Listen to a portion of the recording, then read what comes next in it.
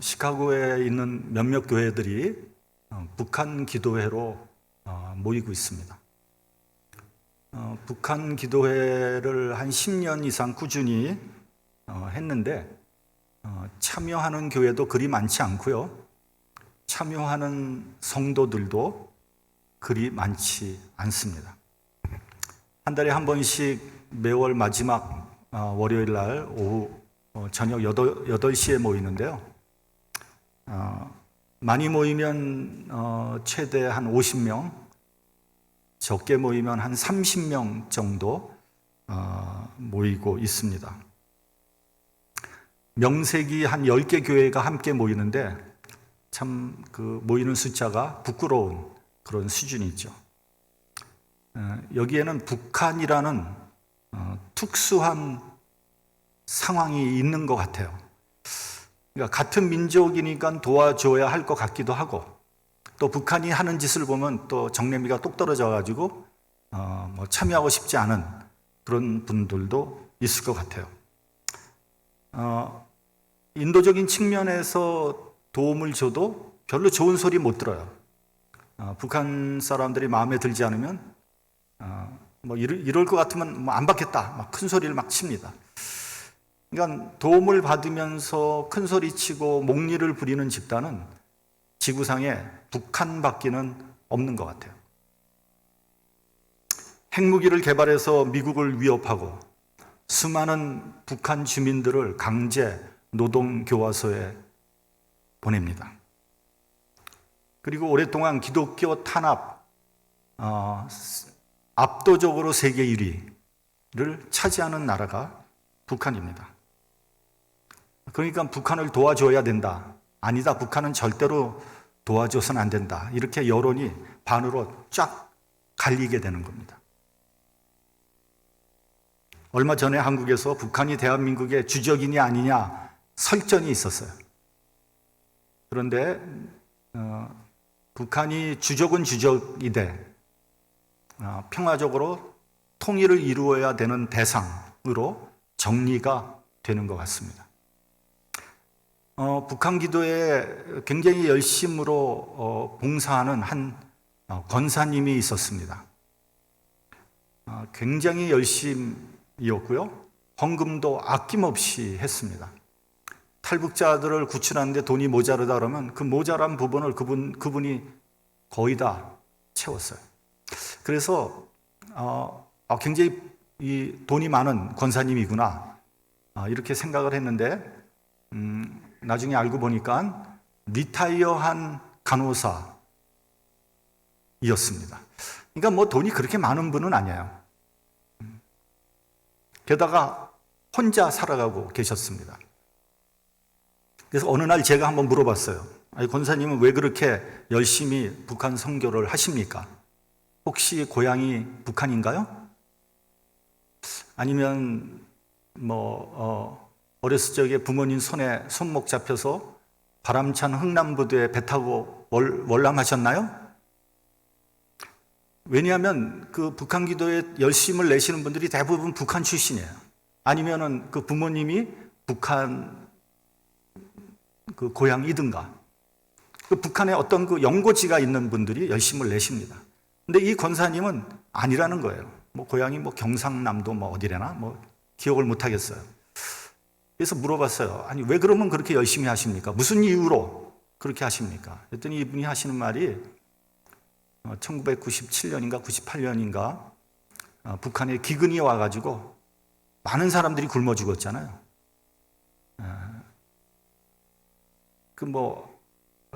확실치는 않지만 최소한도 100만이 병들어 죽거나 굶어 죽었다는 거예요. 여러분, 말이 100만이지 어마어마한 숫자입니다. 어마어마한 숫자예요. 좀 끔찍한 비극이에요. 우리나라 민족사에 다시는 이런 일이 있어서는 안 되는 비극이에요. 그때부터 이제 북한 주민들이 본격적으로 탈북을 해서 중국을 떠돌아다녔고요. 소위 꽃제비라고 하는 사람들이 이제 거지가 되어서 중국을 배회하고 다니는 거예요. 북한 주민들이. 그들의 그 비참한 모습을 보고 너무 마음이 아파서 북한 사역에 뛰어들었다는 거예요. 그래서 이제 남은 생에 남은 재산을 그 사역을 위해서 쓰겠다는 거예요. 근데 이제 불행히도 몇 년 전에 그 권사님이 급성암에 걸리셔서 돌아가셨어요.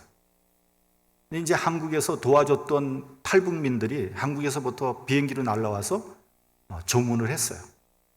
그 권사님의 그 마음속에는 항상 북한 주민, 탈북자로 가득 차 있었어요. 여러분, 요즘에 한국은 인권에 대해서 관심이 많습니다. 조금이라도 부당한 대우를 받으면, 소위 갑질을 당하면 이제 그 사실을 언론기관에 알립니다. 그러면 언론에서 그냥 대서특필을 하고 여론이 장난이 아니에요. 여러분, 미투라는 것도 결국은 여성 인권을 지키겠다는 거 아니겠습니까? 사회적인 약자를 괴롭히는 갑질은 없어져야 되고요. 이런 경향은 상당히 바람직하다, 그렇게 생각이 됩니다. 그런 면에서 한국 사회는 급격하게 변화되고 있습니다. 가끔 보면 이러한 한국 사회의 변화를 인식하지 못하고 그저 옛날 하던 대로 그렇게 하다가 패가망신을 당한 그런 사람들도 종종 나오고 있습니다. 그런데 여러분, 인권뿐만 아니라 개권도 엄청나게 보장하고 있어요. 개권이라 그래야, 경권이라 그래야 되나? 여러분, 한국은 지금 반려동물이 1,000만이 넘는다고 합니다. 그러니까 한국은요, 5천만의 사람들과 1,000만의 반려동물이 함께 살아가는 사회예요. 한국이 잘 살기는 잘 사는 것 같아요. 이 반려동물을 위해서 아낌없이 돈을 씁니다. 여러분, 혹시 그거 아세요? 미국에서 이 반려동물에 쓰는 돈이 애기들한테 쓰는 돈의 6배라고 그러더라고요. 6배. 이거는 잘못된 거죠. 이건 뭔가 잘못된 거예요. 개가 부당한 대우를 받으면 극성스러운 개 애호가들이 데모를 하고 이건 난리도 아니에요. 한국에서도 개를 학대하면요, 잘못하면 감옥 갑니다. 어떤 여성은요, 학대당하는 개에 대해서 이렇게 방송에서 인터뷰하면서 막 눈물을 뚝뚝 흘리더라고요. 개가 학대당하는 것을 보면 누구나 마음이 짠하죠. 불쌍합니다. 왜요? 개도 살아있는 생명이기 때문에. 근데 만에 하나, 혹시 개에 대해서는 그렇게, 개가 학대당하면 그렇게 마음 아파하면서 북한 주민들이 당하는 고통에 대해서는 별로 관심이 없다. 이거는 문제 아닙니까? 개권만 있습니까? 인권도 있는데? 그럼 사람이 무엇에 관심을 갖고 있느냐에 따라서 그 사람의 수준을 알 수 있어요. 무엇 때문에 고민하고 무엇 때문에 근심하고 있는지를 보면 그 사람의 가치관을 알 수 있고요. 그 사람의 사람됨을 알 수 있습니다. 어떤 사람은요, 먹고 마시고 입는 것에만 관심이 있어요. 물질적이고 세상적이고 육신적인 것에만 관심을 갖고 고민하는 거예요. 그래서 그런 것들이 풍족하면 성공한 것이고 그런 것들이 부족하면 실패한 인생으로 치부하는 거예요. 그러니까 인생의 성공과 실패를 물질로서 평가하는 거죠. 그런 사람들은요, 누가 뭐라 그래도 동물적이고 세상적인 근심과 고통 속에 매어 살고 있는 거예요. 그런 사람이 아무리 공부를 많이 하고 고상한 척해도 동물적인 수준에서 벗어나지 못하는 거예요. 여러분은 어디에 관심을 가지고 있습니까? 뭐를 근심하고 뭐 때문에 고통당하고 있습니까? 남미의 안데스 산맥을 가면요, 콘돌이라는 독수리가 살고 있습니다. 콘돌은 새 중에서 가장 큰 새라고 합니다. 날개를 펴면 3m가 넘는데요.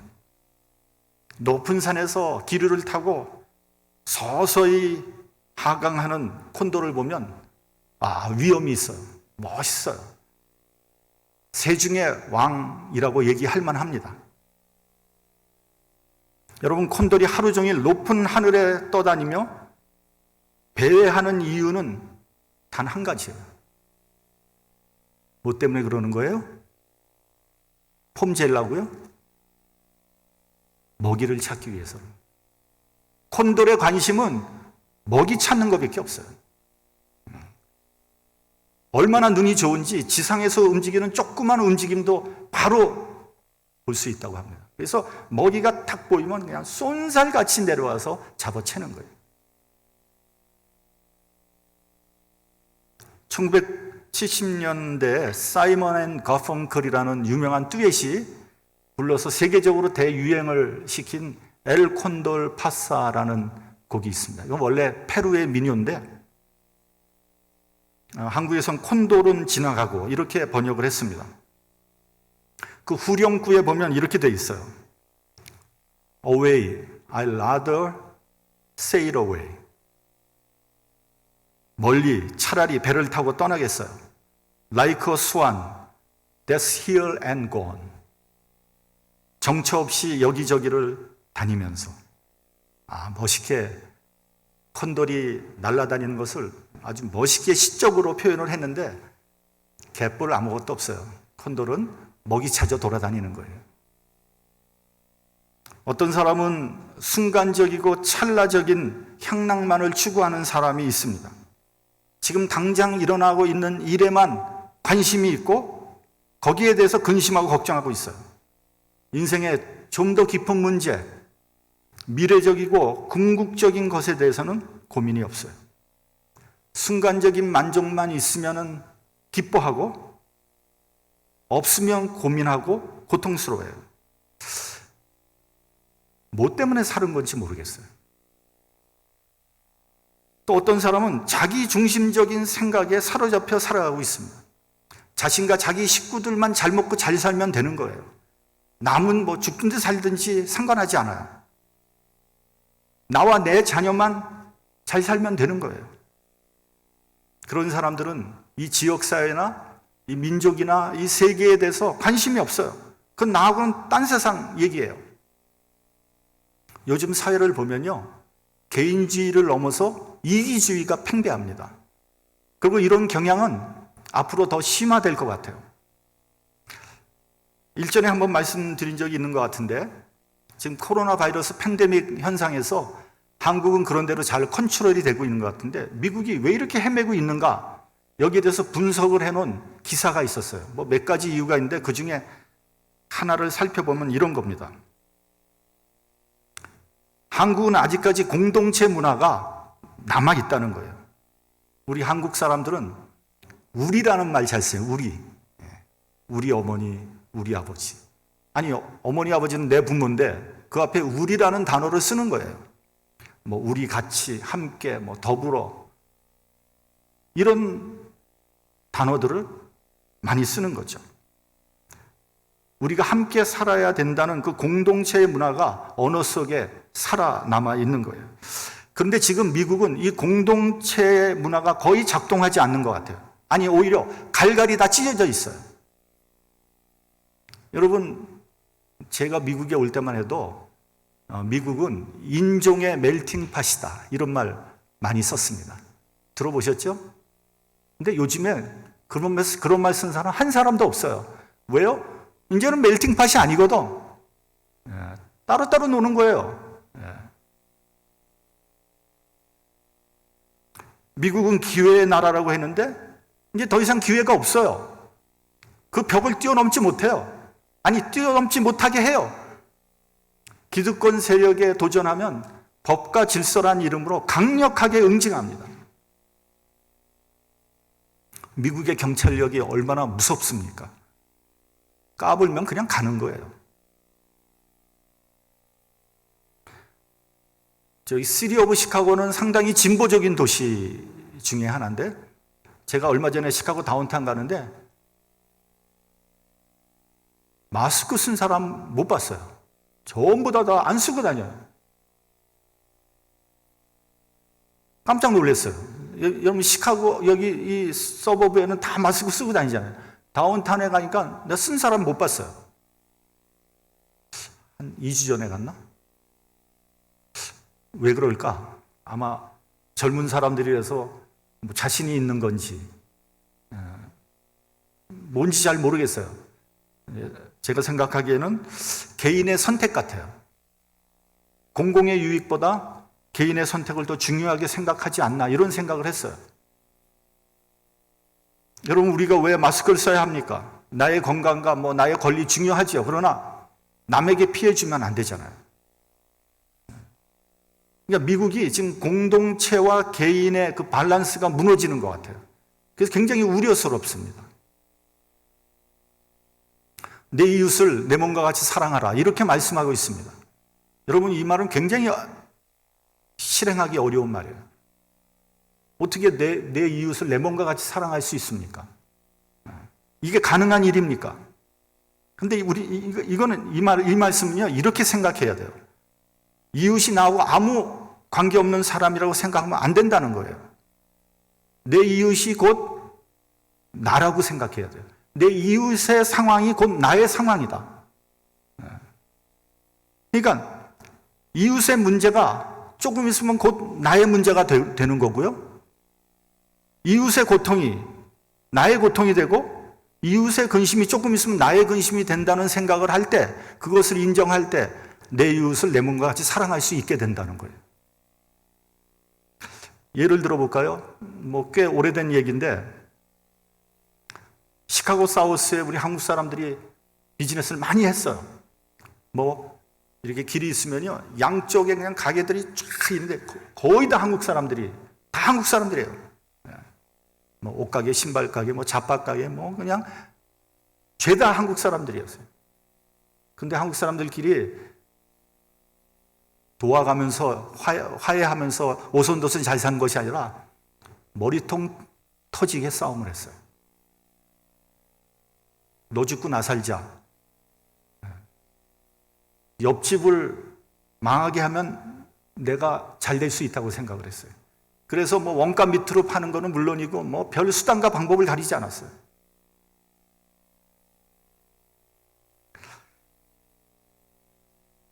그래서 정말 죽기 살기로 싸운 결과 정말 옆가게가 할 수 없이 문을 닫게 됐어요. 그러면 그 문 닫은 가게에 누가 들어왔어요? 중동 애들이 들어왔어요. 얘네들은 막무가내거든요. 얘네들은 한 집에 여러 가족이 같이 살면서 생활비가 거의 안 들어요. 그러니까 얘네들은 그냥 1불이라도 남으면 그냥 파는 거예요. 견딜 수가 없어요. 우리 한국 사람들은 이미 생활비가 많이 올라갔잖아요. 좋은 집에 살죠. 좋은 차 타죠. 애들한테도 투자도 많이 하죠. 근데 이 중동 애들은 그런 거 없거든요. 생활비가 안 들어요. 경쟁이 되겠습니까? 경쟁이 안 되는 거예요. 문 닫고 나와야 돼요. 옆집을 죽이면 자기는 잘 될 줄 알았는데 옆집 죽이니까 자기도 죽는다는 것을 깨닫지 못한 거예요. 내 이웃을 내 몸과 같이 사랑하지 못한 거예요.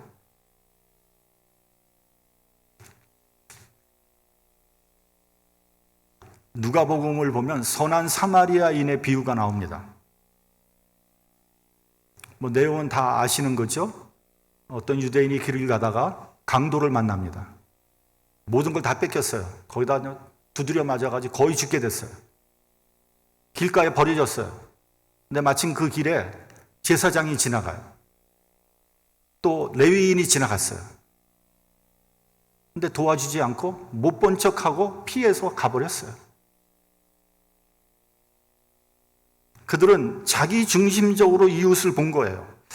나하고는 하등의 상관이 없는 저 사람을 도와줘야 되나?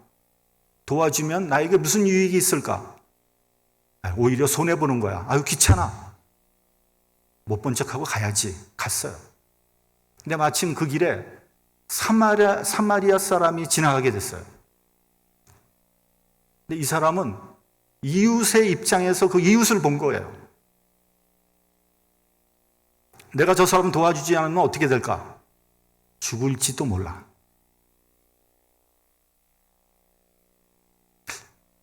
나도 저 사람 같이 될 수도 있어.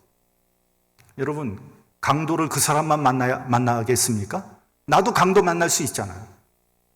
내가 강도 만났을 때 아무도 안 도와주면 나도 죽을 수 있는 거 아닙니까? 어떤 사람은 이렇게 얘기합니다. 어떻게 그런 일이 나에게 있을 수 있어? 안 돼. 안 되긴 뭐가 안 돼요? 왜 당신이라고 그런 불행한 사건이 안 온다고 확신할 수 있습니까? 옆에 집에서 불났으면 우리 집도 불날 줄 알아야 될 거 아니에요. 네. 옆에 집에서 불났으면 재밌다 그러고 있어야 되겠어요? 그래서 이웃을 도와야 되는 거예요. 이렇게 같이 그것이 이웃을 사랑하는 것이고 공감하는 것이에요. 이웃을 같이 염려하고 근심하고 고통을 같이 할 때 그 사람이 참 인간이고 그 사람이 하나님의 자녀예요. 여러분, 하나님의 자녀는 교회 다닌다고 하나님 자녀라고 얘기할 수 없어요. 여러분, 이 사마리아인의 비유는 예수님이 직접 하신 비유예요. 그러면 그때 지나갔던 제사장, 레위인, 목사 아니에요, 목사. 근데 예수님은 그 사람을 하나님의 자녀라고 하지 않았어요. 오히려 믿지 않고 오히려 버림받은 사마리아인을 하나님의 자녀라고 예수님이 가르치신 거예요.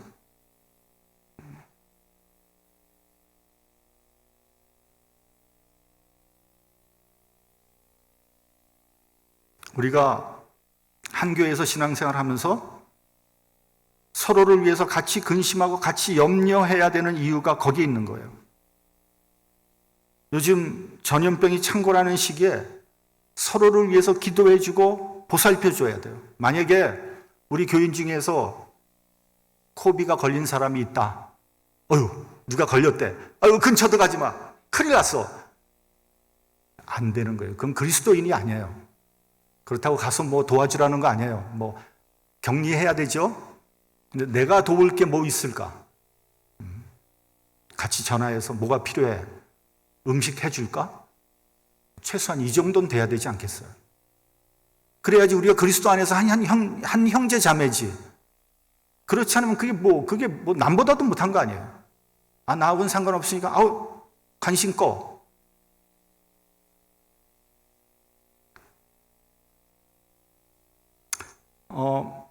최근에 저를 비롯해서 최준 장로님, 이기석 집사님이 간단하지만 수술을 했어요. 여러분, 위에서 기도했어야 돼요. 같이 근심하고 걱정해야 돼요. 괜찮습니까? 기도해 드릴게요. 알아서 하겠지 내일 아니니까. 그리스도인 아니에요.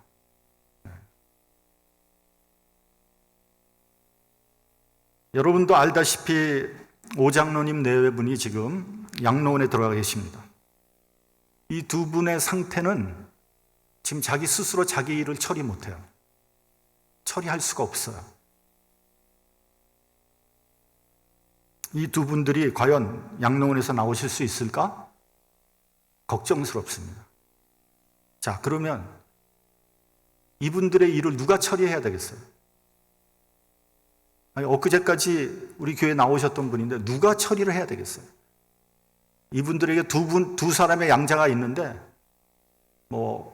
멀리 떨어져 있어서 물리적으로 이분들을 도울 수가 없어요. 그리고 이런 말 하기는 조금 좀 조심스럽지만 크게 관심이 있는 것 같지도 않아요. 그럼 누가 이 일을 해야 되겠습니까? 아파트 값 내야 되죠? 아파트에서 청소해주고 빨래 해줘야 되잖아요.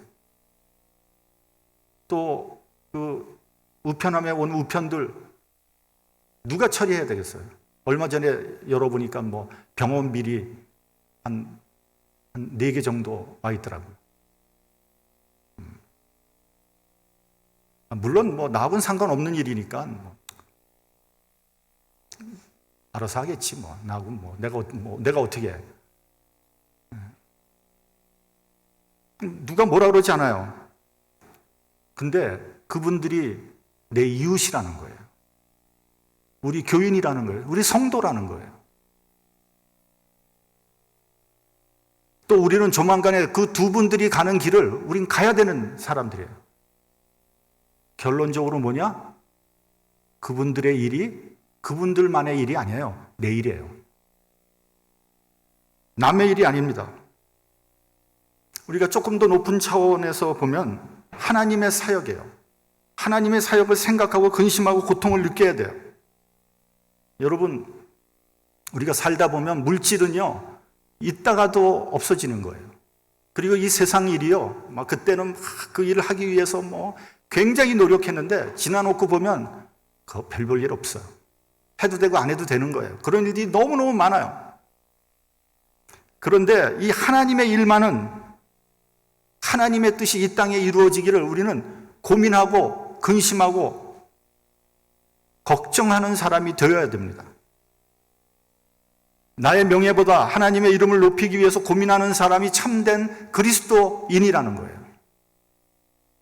출애굽기 32장을 보면요, 모세가 시내산에서 40일 금식하면서 하나님의 율법을 받고 있을 때 산 밑에서는 어떤 일이 일어납니까? 이스라엘 백성들이 아론을 중심으로 금송아지를 만듭니다. 그리고 금송아지 앞에서 이 금송아지가 우리를 애굽에서 이끌어낸 신이다. 그러면서 먹고 마시고 춤추고 잔치를 벌입니다. 축제를 벌여요. 하나님께서 대노하셨어요. 뭐라 그러냐면 내가 모세를 중심으로 내가 이 이스라엘 백성들을 아직 이 땅에서 진멸하고 모세를 중심으로 새로운 민족을 세우겠다. 이스라엘 백성들은 다 죽을 운명에 처하게 된 거예요. 그때 모세가 이렇게 기도합니다. 애굽 사람이 말하기를 여호와가 화를 내려 그 백성을 산에서 죽이고 지면에서 진멸하려고 인도하여 내었다. 이렇게 하시겠습니까? 그렇게 되면 하나님의 이름과 명예는 뭐가 되겠습니까? 그러니까 이스라엘 백성이 진멸당하는 것보다 하나님의 이름이 망령되이 일컬어지는 것에 대해서 얘기를 하는 거예요. 이어서 모세는 이렇게 기도합니다. 이스라엘 백성들의 죄를 사해 주시옵소서. 그렇지 않으면 원컨대 주의 기록하신 책에서 내 이름을 지워버려 주옵소서. 동족이 다 멸망당한다면 나도 하나님의 생명책에서 내 이름이 지워졌으면 좋겠다는 거예요. 그러니까 자기 자신보다 동족을 더 걱정하고 이스라엘보다 하나님의 이름을 더 높이는 모세 때문에 하나님은 이스라엘을 용서해 주신 거예요.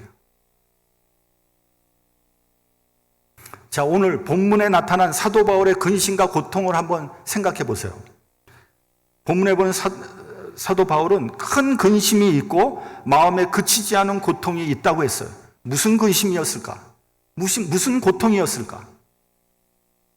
먹고 마시고 더 많은 것을 소유하기 위한 것이었을까? 자기 자신을 위해서 어떤 근심이 있었던 것일까? 아니면 명예나 출세를 얻기 위한 고통이었을까? 그런 고통 아니었다는 거예요. 그의 고통은 고륙 친척, 즉 동족이 구원을 받기를 위한 그런 근심과 고통이었어요. 여러분, 사도 바울은 전도 여행 중에서도 안식일이면 유대인 회당을 찾았어요. 그래서 복음을 증거했어요. 그러나 유대인들은 받아들이지 않았고 극심한 박해를 했어요. 그는 원래 바리새인 중에 바리새인이었어요. 그러니까 그의 동료며 친구들에게 박해를 당하는 거죠. 매를 맞고 옥에 갇히고 여러 가지 위험에 놓였으며 죽을 고비도 수도 없이 넘겼습니다. 그래서 사도 바울은 할 수 없이 이방인을 찾아가죠. 그래서 이방인에게 복음을 전하게 되었어요. 그렇지만 결코 동족을 잊지 않았으며 애틋한 마음으로 사랑했어요. 그들의 영혼을 구하기 위해서 그치지 않는 고통이 있었다는 거예요. 이것이 바울의 신앙적인 애국심이었던 거예요. 로마서 8장 35절에 39절을 보면요, 그 누구도, 그 무엇도 우리를 그리스도의 사랑에서 끊을 수 없다고 했습니다. 그런데 오늘 본문 3절을 보면요, 형제와 고륙, 친척이 구원받을 수 있다면 내 자신이 저주를 받아 그리스도에게서 끊어질지라도 원하는 바라 했어요. 아니, 그리스도의 사랑에서 그 무엇도 끊을 수 없다는데 동족을 위해서라면 내가 차라리 그리스도에게 끊어질지라도 동족이 구원받기 원한다는 거예요. 그 고통, 그 아픔, 그 근심 속에 있었다는 거예요. 그것이 바울의 마음이고 최대의 소원이었던 거예요. 갈라디아서를 보면요, 그는 이방인 사도로 부름을 받았습니다. 그러나 외국을 돌아다니면서 전도하면서도요, 늘 고국을 잊지 않았어요. 그래서 예루살렘에 큰 기근이 들렸다는 그런 소식을 듣고 그는 가는 곳마다 연보를 요청을 합니다. 그래서 그것을 예루살렘에 보내요.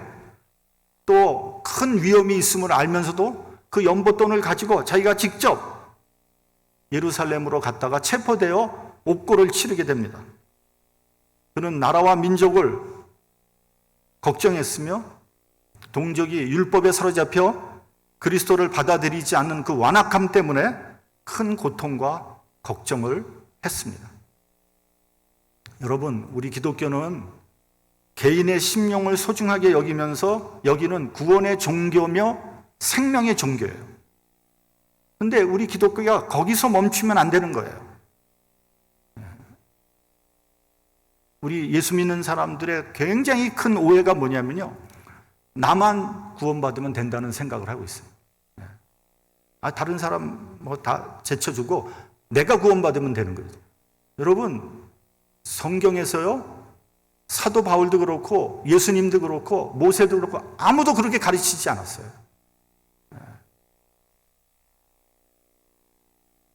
우린 지역사회를 위해서, 우리가 더 나아가서 우리가 살고 있는 미국을 위해서 고민하고 기도해야 돼요. 우리가 어떻게 이 사회의 횃불이 될 수 있을까? 우리가 어떻게 지역사회의 빛과 소금으로서 역할을 감당할 수 있을까? 우리가 어떻게 예수 그리스도의 대사로서의 그런 역할을 감당할 수 있을까? 여기에 대한 고민이 없다면 그 사람은 그리스도인이라고 얘기할 수 없어요.